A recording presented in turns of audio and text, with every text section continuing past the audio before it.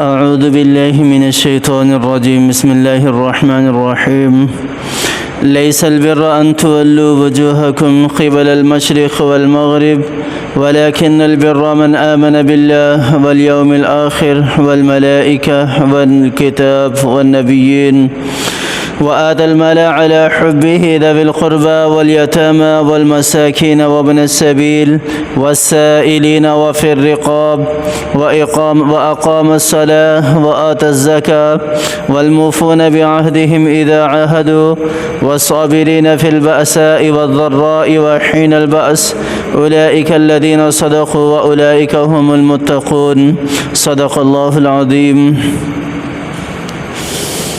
سورۃ البقرہ کی اس آیت کے اندر اللہ تعالیٰ نے جو ہے وہ نیکی کے پہلوؤں کو بیان کیا ہے۔ ہمارے پچھلے دونوں اسباق میں دونوں درس قرآن میں دو پہلو تو ذکر ہو چکے ہیں۔ آج ہم اس نیکی کے تیسرے پہلو کو ذکر کریں گے کہ اللہ تعالیٰ نے تیسرا پہلو یہاں پر کون سا ذکر کیا ہے۔ پہلا پہلو تو اللہ تعالیٰ نے ذکر کیا ہے کہ ایمان کے حوالے سے کہ ایمان والے کا ایمان جو ہے وہ کن کن چیزوں پر ہونا چاہیے اور کیسا ایمان ہونا چاہیے اس حوالے سے ہے۔ اور دوسرا پہلو انفاق فی سبیل اللہ اور کن لوگوں پر یہ ہوگا اور اللہ تعالیٰ نے ان لوگوں کے ساتھ کس طرح پیش آنے کا ذکر کیا ہے۔ یہ دو پہلو میرے اللہ نے ذکر کیے ہیں۔ اس سے پہلے انفاق کے ساتھ ساتھ اللہ تعالیٰ نے ان لوگوں کے ساتھ محبت کا بھی ذکر کیا ہے۔ وَآتَى الْمَالَ عَلَى حُبِّهِ، یہاں پر مال خرچ کرنے کا بھی ذکر ہے اور مال خرچ کرنے کے ساتھ ساتھ انہی لوگوں سے حقیقتاً محبت کرنے کا بھی ذکر ہے۔ اب یہاں پر تیسری چیز جو اللہ تعالیٰ نے ذکر کی ہے وہ حقوق اللہ ہے۔ سب سے پہلے ایمان ذکر کیا، یہ بھی حقوق اللہ ہے، اور دوسرے نمبر پر اللہ تعالیٰ نے حقوق العباد ذکر کیا۔ حقوق العباد میں سے اس پہلو کو سب سے پہلے بیان کیا جن کا تعلق غرباء کے ساتھ ہے، مسکینوں کے ساتھ ہے، یتیموں کے ساتھ ہے۔ اب اس کے بعد پھر اللہ تعالیٰ حقوق اللہ کو ذکر کر رہے ہیں۔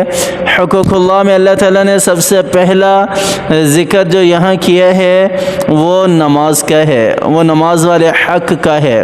وَأَقَامَ الصَّلَاةَ، لیس البر، لیس البر کے اندر کون سا ہے؟ وَأَقَامَ الصَّلَاةَ، اور نماز قائم کرو، نماز کو نہ چھوڑو۔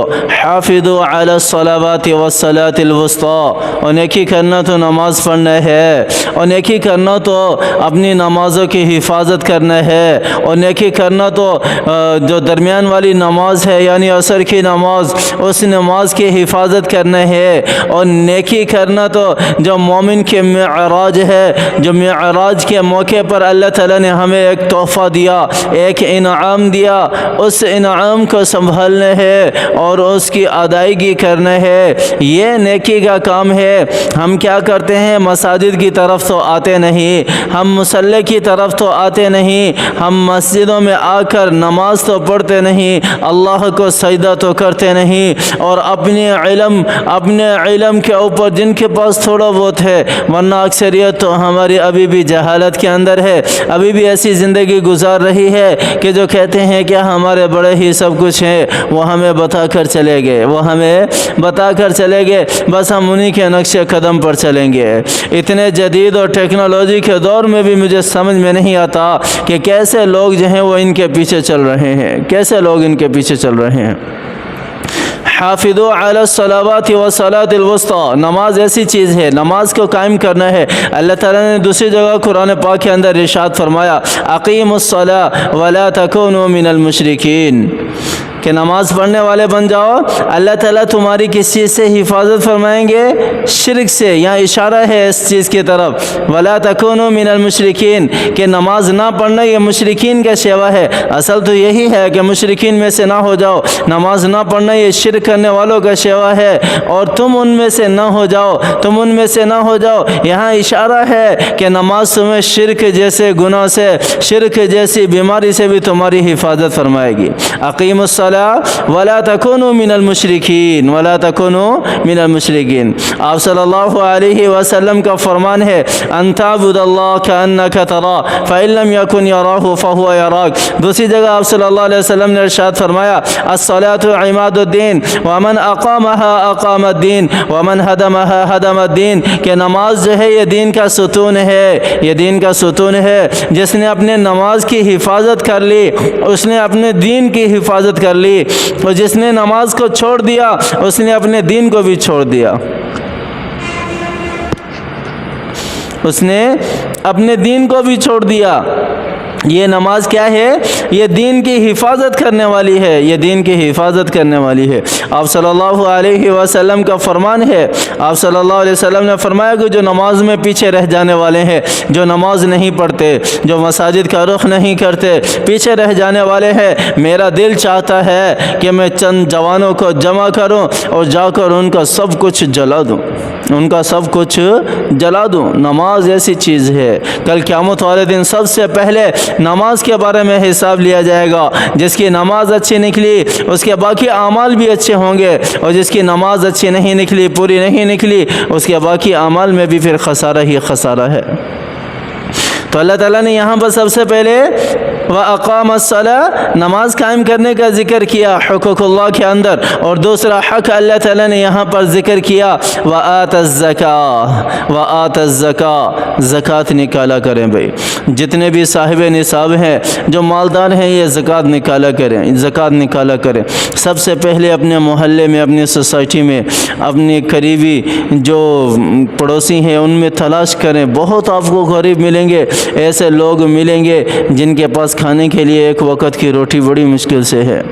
ایسی مہنگائی کے دور میں ایک وقت کی روٹی بڑی مشکل سے ہے، اور یہ فرض ہے، جس طرح نماز پڑھنا فرض ہے، روزے رکھنا فرض ہے، زکوٰۃ دینا بھی فرض ہے۔ صاحب نصاب کے اوپر زکوٰۃ نکالنا کیا ہے؟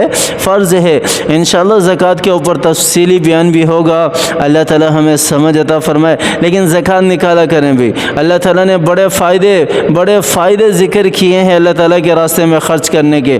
وہاں پر من ذا الذی یقرض اللہ قرضا حسنا فیضاعفہ لہ اضعافا کثیرا، یہ زکوٰۃ نکالنا یہ بھی اللہ کو قرض حسنہ دینا ہے، صدقہ و خیرات کرنا یہ بھی اللہ کو قرض حسنہ دینا ہے۔ اور اللہ تعالیٰ نے یہاں حقوق اللہ میں دوسرا اپنا حق جو ہے وہ زکوٰۃ کا بیان کیا ہے۔ زکوٰۃ کی فرضیت بہت بعد میں ہوئی، لیکن اس کا حکم بہت پہلے آ چکا تھا، اس کا حکم بہت پہلے آ چکا تھا۔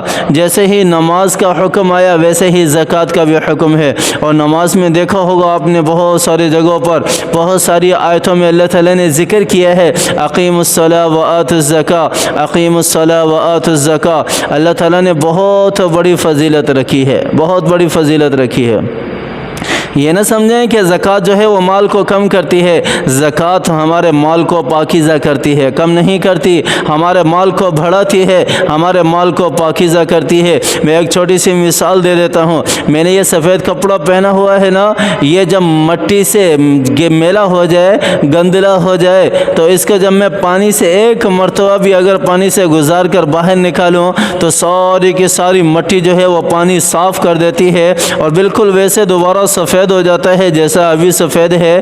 ہمارے زکوٰۃ بھی یہی کام کرتی ہے، ہمارے مال کے اندر ہماری زکوٰۃ بھی یہی کام کرتی ہے۔ ہماری زکوٰۃ ہمارے مال کو پاکیزہ کرتی ہے، جس طرح پانی کپڑے کو صاف کر دیتا ہے، ہماری زکوٰۃ ہمارے مال کو صاف کر دیتی ہے۔ پھر اس مال سے جو بھی چیز لی جائے، جس کی بھی پرورش کی جائے، پھر اللہ تعالیٰ اس میں برکتیں نازل فرماتے ہیں، اللہ تعالیٰ کی طرف سے پھر رحمتیں نازل ہوتی ہیں۔ اللہ تعالیٰ نے تو ویسے ہی 70 گنا دنیا کے اندر دینے کا وعدہ کیا ہے، اور اللہ تعالیٰ نے آخرت میں تو پھر بڑے بڑے انعامات رکھے ہیں، اور ویسے بھی ایمان والوں کی نشانی ہے۔ وَمِمَّا رَزَقْنَاهُمْ يُنْفِقُونَ، جو پہلی آیت قرآن کی جس کے اندر ذکر کیا گیا ہے کہ اب اللہ نے جو تمہیں رزق دیا ہے اس میں سے خرچ کرو۔ بہت سارے مفسرین نے لکھا لکھا ہے کہ اس سے مراد زکوٰۃ ہے، اس سے مراد زکوٰۃ ہے، لیکن بہرحال زکوٰۃ بھی ہے، صدقات بھی ہے، اللہ تعالیٰ کے راستے میں خرچ کرے، یہ اللہ کا حق ہے، اور اس کے ساتھ بندوں کا حق بھی ہے،